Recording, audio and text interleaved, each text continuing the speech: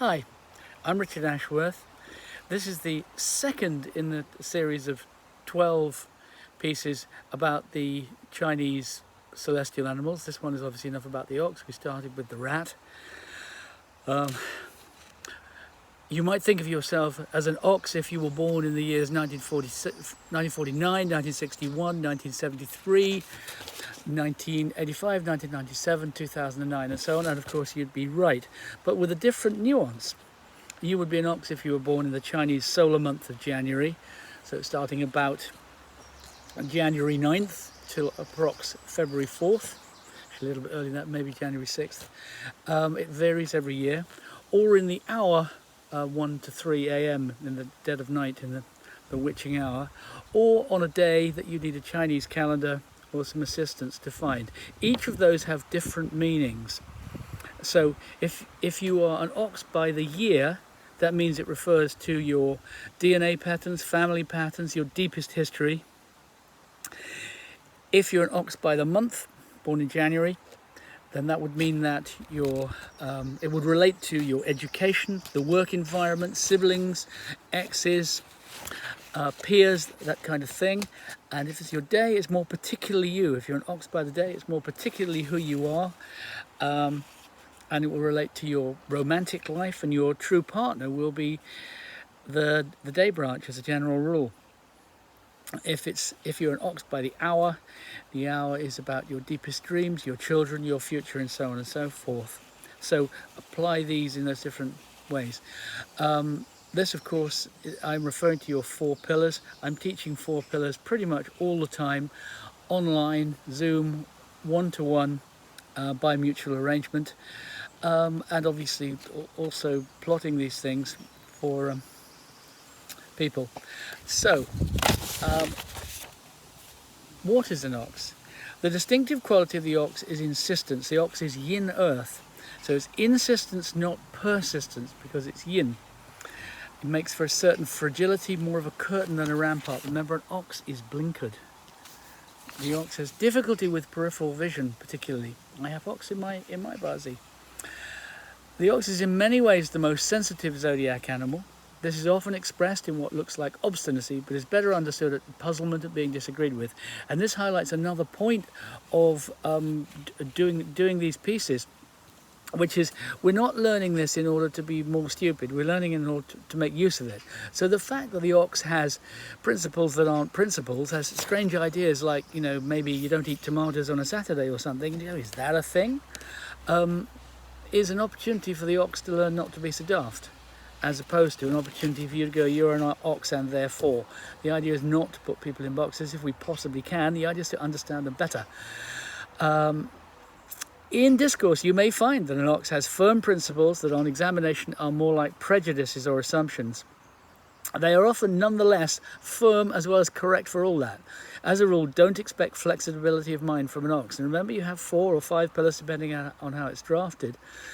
And you may still have flexibility of mind as well as that odd doggedness. That's a very poor word, isn't it?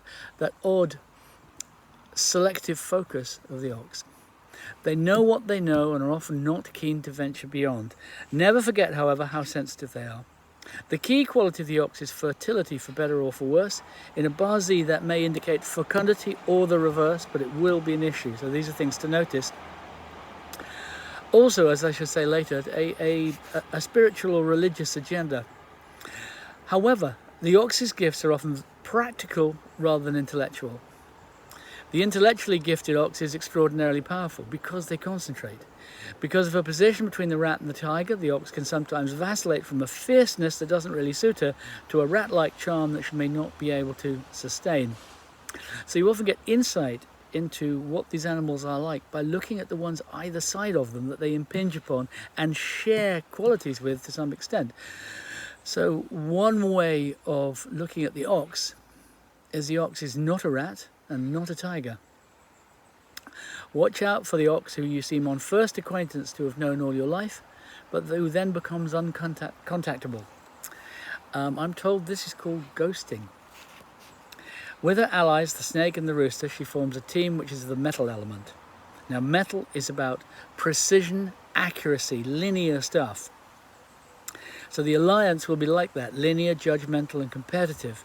Where the ground rules are clear, this is an unstoppable combination, not when they're not. So in the realm of law, they're particularly effective.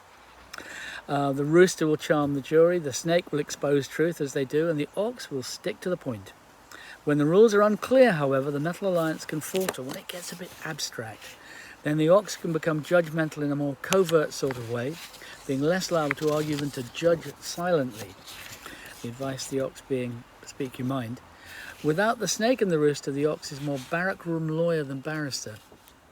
Working in such a team, metal, that is the qualities of logic, reason and competition, is less important than consistency. In dealing with the ox, it's important to remember not only that the metal is there, but also that the ox may deny this fact to herself. The hour of the ox, 1 to 3 a.m., is when the worlds of spirit and flesh are closest. She has a deep spiritual agenda. The gifts of mediumship and divination are essentially ox gifts. He is above all extraordinarily sensitive. And the month of January, of course, is the ox month, when basically the world stops. I mean, we kind of close up shop and overeat and then sleep till February. And the ox has those qualities, that quality of dreaming and bringing things about.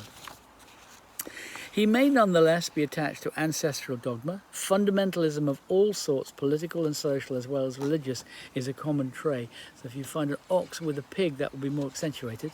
A pig elsewhere in the Bazi, or a pig appearing in one of the big fate or luck pillars. If you don't understand these terms, you can email me, we can talk about it. Ox is not always good at questioning tradition or second-hand wisdom that has come down on good authority. So she will often quote great men, not because their words are wise, but because they're great. This is a basic problem in communication, to be listening for the wrong reasons, to be listening because someone is respected as opposed to someone who's making sense. What Bob Dylan said about this was, don't follow leaders and watch your parking meters. And it goes over the head of the immature ox, but is the credo of the life-wizened one. With a dragon, dog and sheep, the ox forms the literary alliance. That's of the 4 vaults or earth branches. Some call this confluence the 4 earths and think of it as negative. I don't think it is. It's a demanding combination. I think it is thought of as being negative because when you get 3 of those, it is as if you're tantalizingly close to a big breakthrough, to some kind of project that requires lots of ducks to be in a row. And if when you've got 3 ducks in a row, one of them falls away, it can be extraordinarily frustrating. And at such points, illness may be one of the options. You know how it is when someone's doing very poorly at work. They may suddenly be prone to, coughs and snivels. That's very often the way that we work. So the 4 earths is a demanding combination. But I think it is also, the 4 earths is the most powerful there is. 3 earths requires some patience. So, and the vaults, the earth branches, are the key to money, to wealth in a Bazi. You need to know about those if you want to understand when periods of fluidity and affluence may come and go. This coincidence of ox, sheep and dog in time or space known as the bullying curse. So ox, sheep and dog, where you've got 3 of them, what's missing is the dragon. What's missing is the magic of the dragon breaking through. But the bullying curse is often literal. It's a challenge to a strong Bazi, it can be the ruin of a weak one, as it consists of dog, sheep and ox expected to incur in January and October of any earth year like 2024.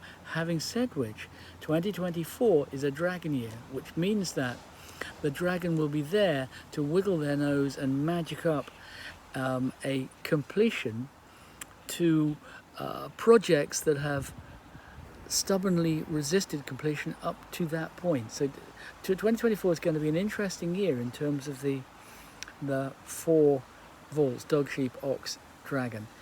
If you spot these 3 in the year, month and day in any order of a Bazi, you can be pretty certain those 3, dog, sheep and ox, in the year, month and day in any order of a Bazi, your Bazi, someone else's Bazi, you can meet Batsa, Pacha, 4 pillars.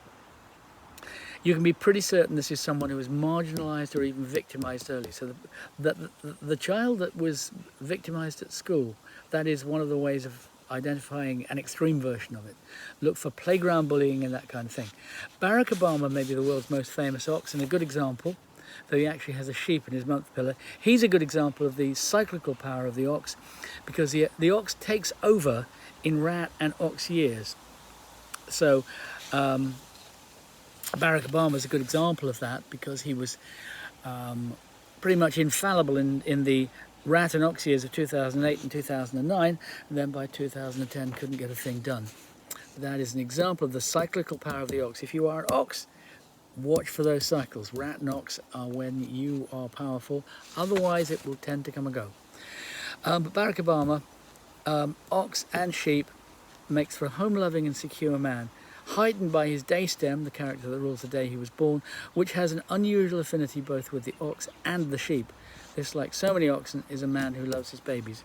And also, very interesting, Barack Obama is a very good example of why when you're doing a bazi you need to be very careful about the hour, because he was born in Hawaii, where the clocks read like California, but where really in terms of real time, solar time, they are an hour, whatever it is, further forward. And many people miscast his before the 2008 election, and some predicted oddly for that reason. Anyway, Barack Obama, pretty funky bazi. The ox has a love-hate relationship with the irritatingly spontaneous and extrovert horse, to whom she cannot help nonetheless being drawn.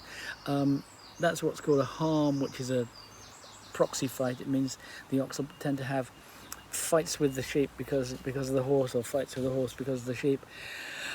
So she doesn't get on with the sheep, so she has fights with the horse, who's the sheep's best mate. Nor is she that keen on the rabbit, who can help herself to the ox's fresh vegetables, wood, exploiting earth, that's how that works, or the tiger, who somehow often manages to exploit her.